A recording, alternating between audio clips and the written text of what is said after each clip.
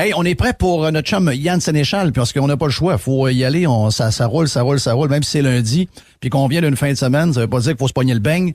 Notre ami Yann Sénéchal est déjà avec nous. Yann, t'es salué, mon ami. Comment tu vas? Yes, ça va bien, Jeff. Yes. Gros week-end.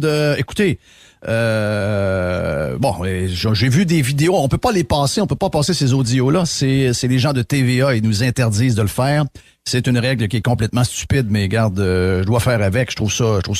Souvent, j'aurais l'intention, ils méritent qu'on fasse entendre des choses parce qu'ils se disent des choses tellement terribles sur cette antenne-là. J'ai vu Pierre Bruno en fin de semaine avec une madame Diane Lamar, je pense, Diane Lamar. Diane Lamar. Donc ça, c'est très, très, très, très, très, très spécial. Un peu saucé, là, t'as Pierre Bruno. Là. Bon, ben là, qu'est-ce qu'on fait là à Noël cette année? Ben là, on n'aura pas cette année là de droit de karaoké. Puis on vous demande de baisser la musique. Ouvrir les fenêtres. Le pire, c'est que tu l'as bien, Jeff. Quand vous baissez la musique, quand vous montez la musique, ben là, on crie plus fort. Et en criant plus fort, ben on postillonne un peu plus. Oui. Donc, on peut donner le virus à l'autre. Ouais, mais là, Diane, quand même, là, une fois que les gens consomment un verre, 2 verres, ben les masques tombent, hein, les masques tombent. Qu'est-ce qu'on fait à ce moment-là? Oui. Ben là, monsieur... La hotte du four, hein, oui, là aussi, celle de la chambre de bain. On part la chambre de bain, puis celle du four, puis on ouvre les fenêtres. Ça va faire, là, tout changer l'air dans la maison. Et le bar aussi, le bar. Mettez quelqu'un qui est en charge du bar. Pour pas que les gens, là, commencent à toucher les différentes bouteilles. Oh, ben là, ce que vous nous décrivez, Diane, c'est un Noël de rêve. C'est un Noël passionnant. Et en espérant que tout le monde va faire attention. Que là. la fête commence. Et Diane, joyeuse fête. Et que la fête commence. Ouais.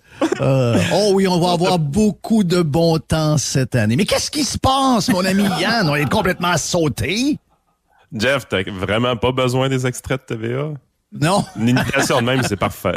T'es pratiqué longtemps, Jeff? J'ai juste entendu un matin, là, mais j'en revenais pas. Sérieux, là, j'en revenais pas tout. Je me disais, voyons donc, c'est quoi cette affaire-là? Au début, je me disais, ça n'a pas passé pour vrai. J'ai vérifié, ça l'a vraiment passé à la TV. Là. C'est pas un sketch, c'est pas quelqu'un qui a mis ça sur... C'est pas un montage. Des fois, tu te dis, mais voyons, c'est quasiment trop gros. C'est pas arrivé, cette affaire-là. Non, ça a été passé vendredi à la télévision. Vous devez faire attention, pas de bec, pas de ci, pas de ça. My God, qu'est-ce qui se passe chez nous? Ouais, puis ça, c'est sans oublier les journalistes qui font la file à la sortie des épiceries pour trouver des parents de 75 ans qui vont renier leurs enfants. Tu sais, sérieusement. Là, ça, il y a un sondage, Yann, il y a un sondage. On est-tu dans le temps des fêtes, là? Oui, on peut parler comme dans le bon vieux temps. Les Québécois s'en crissent un peu, là. Sérieusement, d'après le sondage, malgré le comportement disgracieux des journalistes à la télévision et dans les journaux, ce qu'on demande quasiment de bannir du monde, quand on demande aux gens, connaissez-vous des gens qui ont la COVID, qui n'ont pas de vaccin, etc. Oui, on en connaît, mais on n'en parle pas. On leur demande de rien. Donc, le monde se mêle pas de la vie des autres. Finalement, les seuls crinqués, ce sont les journaleux de merde. Oui. Écoute, ça fait combien de temps qu'on dit que cette histoire-là, c'est le temps de passer à autre chose? Là? On est rendu là. Je comprends que le premier ministre veut toffer ça plus longtemps pour son agenda électoral. Je comprends que les journalistes veulent toffer ça plus longtemps pour leur agenda économique, continuer d'avoir des petites subventions et des petits budgets publicitaires. Mais la population, là, c'est ça qui compte en bout de ligne. Là. C'est nous autres qui décident. Là. Nous autres. Il y a beaucoup de gens qui ont tourné la page et il y a beaucoup de gens qui devraient tourner la page. On est rendu là. C'est en arrière de nous. Ils ont essayé de pogner les nerfs avec un micron, puis en train de se rendre compte que c'est pas si pire que ça. Puis, oui, c'est vrai, on était vaccinés.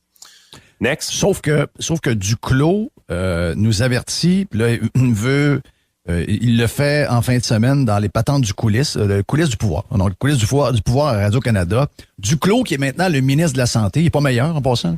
Pas parce qu'il est ministre qu'il est devenu intéressant, là. Il est tellement plate. T'écoutes une entrevue du gars-là, tu te dis, crif, je vais mourir. Ça peut-tu finir? Sinon, je passerai pas à travers. Et Duclos qui nous annonce, il faut visiter notre pays pendant le temps des fêtes si vous êtes en vacances. N'allez pas en vacances. On risque de vous rendre ça encore plus difficile dans les prochaines semaines de revenir. On va vous demander de plus en plus de choses. Il y aura de plus en plus de grandes files dans les aéroports. C'est imprudent d'aller en voyage pour le plaisir. C'est pas on avait l'impression que on avait l'impression que c'est une entrevue de mars 2020. Ben, c'est ça le problème.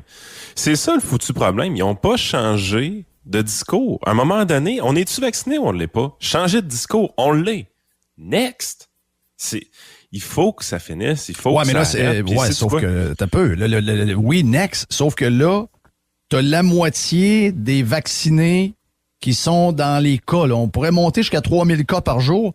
On nous dit que c'est la moitié des cas que nous avons positifs en ce moment, ce sont des gens vaccinés. Mais c'est des cas. On s'en fout des cas. On s'en fout des mais cas. Mais pas eux autres. Oui, je sais, mais faut le répéter. On s'en fout des cas. Ce qui est important, c'est les hospitalisations et les décès. Et les décès, c'est tout sous contrôle. Cherchez la 3e vague, vous allez avoir de la misère à trouver. Il n'y a pas de 3e vague. Il n'y a pas plus de 4e. Il n'y aura pas de 5e. Les décès, c'est fini, là. Les hospitalisations, il y a eu une 3e vague. C'est pourquoi il y a eu une 3e vague? Les vaccins sont arrivés trop tard. C'est un peu de la faute à Duclos et son gouvernement, by the way, là. Oui. Mais la 4e vague en hospitalisation n'a pas eu lieu, là. C'est très mineur ce qui s'est passé à cet automne en hospitalisation. Est-ce que vous voulez que je donne une bonne nouvelle aussi pour l'Afrique du Sud? Tout le monde vous parle des mauvaises nouvelles. Là. Tout le monde vous nourrit aux mauvaises nouvelles. Mais oui, c'est vrai que l'Omicron en Afrique du Sud a propulsé le nombre de cas à son plus haut nombre de cas quotidiens depuis le début de la COVID. OK? Ils sont pas tellement vaccinés, ils sont pas dans les chiffres de nous, loin de là. Mais le nombre de cas, c'est un des plus hauts depuis le début de la COVID. Ça, c'est vrai. Sauf que le nombre de morts est à son plus bas depuis le début de la COVID. T'as-tu attendu ton 2 semaines, là? Pourquoi? Y a-tu un 2 semaines que je dois... Non, mais ça arrive toujours 2 semaines après. Ah oui, c'est vrai, le 2 semaines. Ouais, ben là, on est pas mal rendu là.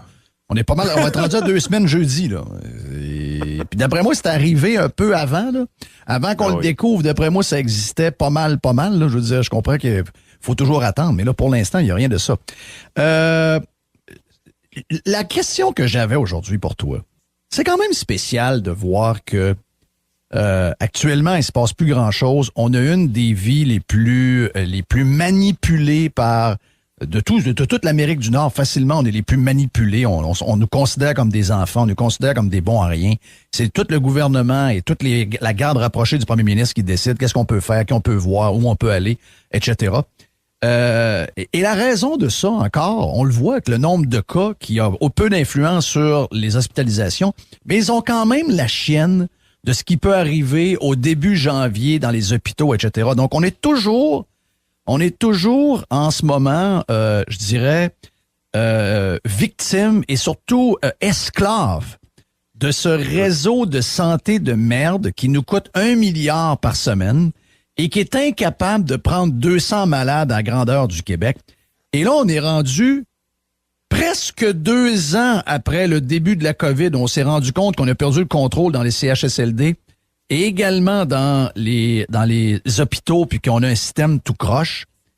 Et personne a encore proposé un plan. Alors que le gouvernement est à la télévision à longueur de journée, personne nous a encore parlé de moderniser et de complètement changer le système de santé de A à Z. Peut-être de donner un mélange un peu comme partout ailleurs. C'est au beau fixe, c'est comme s'il n'était rien arrivé. On a quelque chose qui est complètement fini. C'est une carcasse qui n'a même plus de roue dessus, plus de volant, plus rien. Et au lieu d'aller chez le concessionnaire et chercher une nouvelle bagnole, on est en train d'essayer de remonter cette affaire-là qui ne roulera plus jamais comme ça doit rouler. Qu'est-ce qu'ils attendent, Yann? Tu sais, les propriétaires de Lada qui aimaient leur Lada, là, ils l'ont réparé jusqu'à la fin.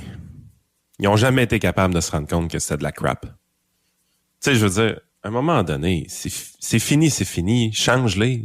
Ça prend de quoi de neuf, ça prend de quoi de différent, il faut recommencer, il faut partir de la fondation. Tu sais, je veux dire, puis la recette est simple. Le problème, c'est pas les employés. Le problème, c'est pas que ce soit public. Le problème, c'est qu'il n'y a pas de compétition. Ça a toujours été ça le problème. Ça va toujours être le problème. Ouais, mais là, ils ont peur de quoi, là? Ils ont peur des syndicats, on le sait. Ils ont peur des quelques chroniqueurs au Québec qui ont le gun sur la tempe du gouvernement. C'est juste de ça qu'ils ont peur. Mais si pour avoir la paix et faire les changements pendant les 3 ans, 4 ans que ça prend pour qu'on ait un système de santé qui nous permette d'avoir une vie normale, qui continue à payer comme des PIM payent qui donnent le cash à ces gens-là qui ont besoin de cash pour survivre en ce moment, je parle des journalistes et des médias, s'ils ont besoin de ça, qu'ils continuent de leur en donner, mais parallèlement, on va bâtir un système de santé qui est digne de ce nom, qui est moderne, qui est capable de faire face à peu importe ce qui peut arriver dans le futur, un tremblement de terre, une catastrophe naturelle, un acte de terrorisme, un autre virus qui arrive, il faut être équipé dans le sens du monde. Pour l'instant, on a un système de marde et personne ose même parler de le changer. Moi, j'en reviens pas, là. Tu pensais si le gouvernement décidait d'aller vers un régime public-privé puis le mettre en compétition, peut-être qu'il y aurait des budgets publicitaires pour nous autres. On pourrait devenir des cheerleaders, nous autres aussi. Oui. Ce serait le fun, hein? Moi, c'est vrai. Partant.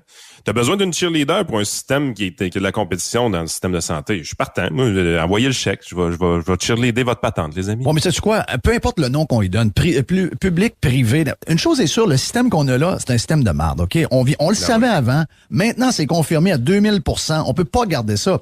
Peu importe quel chemin vous allez suivre, peu importe le nom que vous lui donnerez, une chose est sûre, vous devez le démolir pour commencer à zéro. Et ça, on le savait il y a longtemps. Il me semble que je disais ça, moi, il y a 15 ans, il y a 20 ans qu'on disait ça. Là, maintenant, on le sait. Ceux qui le disaient étaient traités de tout et non. Maintenant, on a la preuve qu'on ne peut plus vivre avec ce système de santé-là qui nous a mis... Hey, ils nous ont embarrés des maisons. Ils nous ont embarrés. En fin de semaine, la Guilbeault nous a encore dit que on va vous surveiller dans le temps de Noël, qu'on va envoyer police vous checker dans les restaurants. Je veux dire, à cause de quoi? À cause du système de santé. Oui, mais on rit, mais c'est pas drôle pareil. C'est pas drôle pareil. On parle bien des restaurants qui acceptent juste des gens vaccinés à l'intérieur de leur porte, là. Oui, en principe. Okay. Ça veut dire qu'ils ne trossent pas les restaurateurs, ils trossent pas le monde. Ça, ils pensent qu'ils se font jouer dans le dos. Et ils vont prendre les policiers, ils vont leur donner du temps double et demi pour aller vérifier dans les restaurants. Alors que les polices, dans le temps des fêtes, votre job, c'est de vous assurer que ma fille de 20 ans se fasse pas rentrer dedans par un gars chaud. C'est ça, votre job. L'alcool volant, exactement. Écoute, oui. J'étais allé au centre d'achat en fin de semaine, puis j'ai vu la place de restauration, justement, bien gardée par des rent-a-cop là, qui checkent les passeports vaccinales. Voyons donc. Ah, c'est l'enfer. Puis il y en a beaucoup, hein, des agents de sécurité pour ça. Là. Puis là, t'es là, tu vois la file en arrière de ça, parce que le gars, il va le plus vite qu'il peut, mais tu sais, je veux dire... Là, faut que tu ailles avec ton plateau dans les mains pendant 20 minutes faire la file pour rentrer pour aller manger ton lunch. Peux-tu te dire une affaire? Quand je suis rentré à la maison, mes ailes de poulet dans la friteuse chez nous étaient pas mal bonnes. OK, donc t'as pas mangé là? Ben non. Même si je voulais présenter mon passeport, j'aurais pas mangé là. Il y a bien trop de monde. Ça, pas pour attendre au restaurant, pour attendre pour aller s'asseoir. Parce que OK, donc t'as ta bouffe dans tes mains, t'attends d'aller manger, puis il y a une file... Ben voyons donc. Mais je sais pas toi, Yann, là, mais moi, je fais juste regarder ça, puis je trouve tellement que c'est un spectacle triste que j'aime mieux partir avec mon stock. Là. C'est des enclos. Il y a des gens qui mettent des petites barrières, là, comme les espèces d'air pour faire la file d'attente là, dans les différents restaurants. Mais t'as ça, c'est clôturé, là. Puis des gardiens de sécurité à différentes entrées. J'avais été une couple de semaines, le Père Noël était virtuel. C'est un Père Noël Zoom qu'il y avait. Ouais. L'an dernier, c'était ça. Ah non, je te jure. Hey, je peux te dire une affaire? Il n'y avait pas de fil. Tu sais, les fils pour les Pères Noël, là, c'était des enfants de 4-5 ans, là, puis c'est interminable, puis là, faut t'arriver à bonne heure, puis on l'a tout fait, là. Tout le monde l'a fait, là. Puis on veut la petite photo à 5$, puis il n'y avait pas de fil. Père Noël Zoom, ça va être correct. Ça pogne 0-0-0, c'est clair. Les joueurs des Flames de Calgary ont pogné toute la COVID malgré qu'ils sont 2 doses. Donc là, il y a un match des Flames qui risque d'être remis, peut-être un autre également. La NBA est rendue à un nombre record de joueurs testés positifs malgré les 2 doses. Donc, ils sont au même nombre que l'année passée alors qu'il n'y avait pas de vaccin. OK, le vaccin ne nous amène pas à l'hôpital, puis il nous protège de mourir, mais pour le reste, c'est une méchante... C'est c'est un peu triste de voir qu'on avait tant d'espoir puis que finalement, eux qui aiment autant avoir les cas, ils jouaient avec ça, avec nos libertés, etc. C'est un peu triste de voir que ce vaccin-là, finalement, Ben, tu sais quoi, j'aimerais qu'on teste. Sérieusement, tant qu'à faire des tests, on aime ça, là. On peut-tu en faire un? Les gens qui sont vaccinés pour la grippe, on peut-tu les tester l'hiver s'ils pognent l'influenza pareil puis s'ils sont déclarés positifs? Oui. Parce que si c'est le cas, là, à un moment donné, on va se dire, attends une minute, là, on vaccine les gens pour l'influenza. Ils ressentent aucun symptôme, mais si on fait un test aléatoire de temps en temps, on en pogne des positifs. Oui. C'est peut-être... Parce que là, la majorité, 95% des gens qui sont testés positifs n'ont rien. Ben, absolument ça, rien. C'est la raison pourquoi on dit les cas, faut arrêter de tester des double vax à un moment donné. Là. C'est quoi ça donne? Ça, d'après moi, ça fait l'affaire de quelqu'un. Il y a du monde qui ont du plaisir, puis ça leur donne ce qu'ils ont besoin pour continuer le show. Ça peut pas être d'autre chose que ça. Merci, Yann. Bon début de semaine en passant. Votreconseiller.net, si vous avez besoin de Yann Sénéchal, on va y parler c'est notre dernière semaine avant les vacances de Noël, donc on va y parler encore 3 fois cette semaine avant de prendre un petit break pour revenir en 2022. On va se faire une pause. Dans un instant, on va parler avec Patrick Mathieu. Il est du groupe Hackfest Communication, le groupe Hackfest. On avait déjà parlé avec Patrick sur différentes affaires, entre autres quand le gouvernement s'était fait jouer dans les pattes là, pour les histoires du passeport vaccinal. Et Patrick avait offert à ce moment-là au gouvernement de leur donner un coup de main. Et là, on va parler d'autre chose parce qu'il y a une grosse nouvelle qui est sortie en fin de semaine que j'essaie de trouver ailleurs. Je vous dirais que, à moins que j'ai mal fouillé, là, mais j'ai pas vu cette nouvelle-là à beaucoup de places. Mais regarde, il y a encore des soaps québécois. Le Canada aurait suivi le pas. Donc, hâte de voir pourquoi on semble être peut-être un des seuls pays. En tout cas, j'ai pas vu d'histoire semblable et de panique nulle part comme ça ailleurs.